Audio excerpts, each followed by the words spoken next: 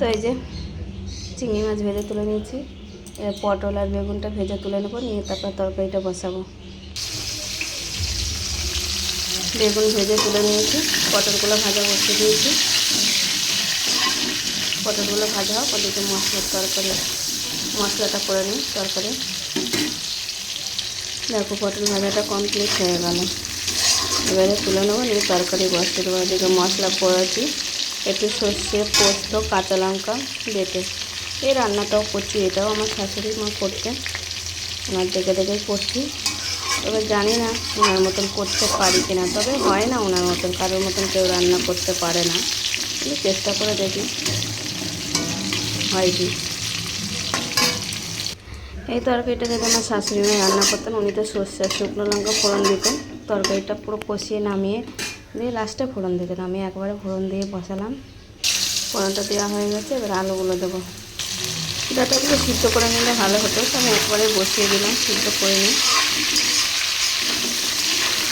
সিদ্ধ না করেই বসিয়ে দিয়েছি। একটু ভালো করে আলুর সাথে কষিয়ে নেব, নিয়ে তারপরে মশলাটা দেবো। মশলা, হলুদ আর চিংড়ি মাছ কটাও দিয়ে দিয়েছি। একটু কষা কষা হয়ে গেলে তারপরে দেবো ভেন্ডিগুলো দেবো, কারণ আগে দিলে ভেন্ডি তো ফেটে যাবে, তাই ভেন্ডি দিয়ে যাতে না বেশি কষতে হয়। তো রসটা তো মরে গেছে, এবারে ভেন্ডি কটাও দিয়ে দিলাম। তবে হ্যাঁ, তরকারিটা তুমি এমনিভাবে কষিয়ে নিয়ে ঝোল টোল হয়ে গেল, তরকারিটা নামানোর আগে তুমি যদি ফোড়ন দাও না যে কোনো তরকারি, তার কিন্তু খেতে একটা আলাদা রকমের টেস্ট, খুব ভালো লাগে খেতে। তোমরাও করে দেখো। ভেন্ডিটা দিয়ে একটু কষা হোক, তারপরে একটু জল দেবো। দেখো কষাটা কমপ্লিট হয়ে গেছে, এবারে আমি জল দিয়ে দেবো আর সব সবজিগুলো একসাথে দিয়ে দেবো। ডাটাটাও ভালোই সিদ্ধ হয়ে গেছে।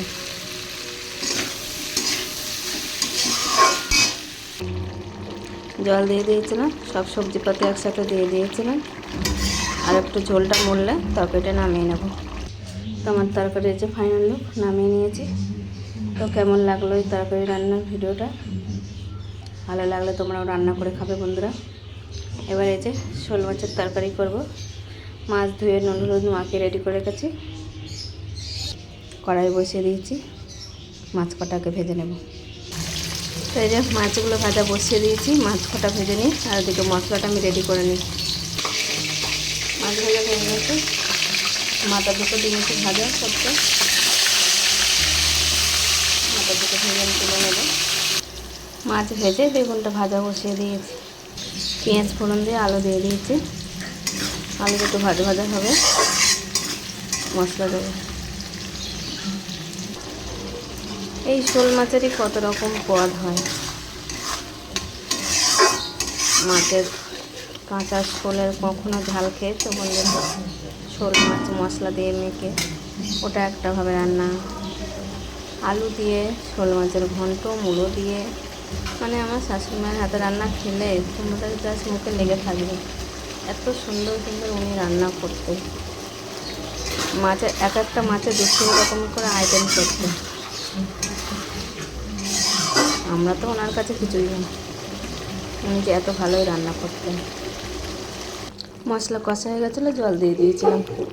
তরকারি তো ফুটে গেছে, দেখতেই পাচ্ছ। ভাজা জিরের গুঁড়ো দিয়ে দিয়েছি, একটু ঝোলটা পাতলাই রাখলাম, কারণ একটু গাঢ় করলাম না।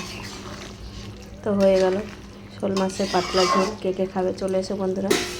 আর আমার পুরো রান্নার ভিডিওটা কেমন হলো কমেন্ট করে জানিও। সবাই ভালো থেকো, সুস্থ থেকো। সবাইকে শুভ দুপুরে অনেক অনেক শুভেচ্ছা। আবার নিয়ে চলে আসবো নতুন রান্নার ভিডিও। তো টাটা বন্ধুরা, ভালো থেকো।